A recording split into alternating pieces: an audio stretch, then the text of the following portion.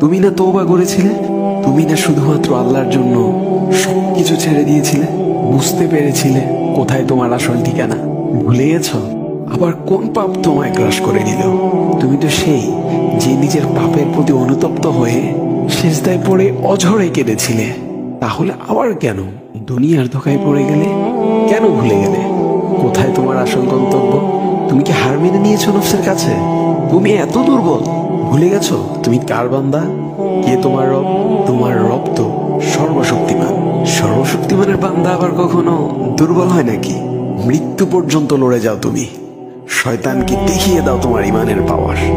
শয়তানের ধোঁকায় পড়ে অনেক পাপ করে ফেলেছ, তাই নিরাশ হয়ে গেছো তুমি, তাই না? তুমি কি জানো না তোমার রব কতটা মহান? তিনি তো তোমাকে ক্ষমা করার জন্য অপেক্ষা করছেন। তাই ফিরে আসো সেই রবের দুয়ারে, যার দুয়ার কখনো বন্ধ হয় না।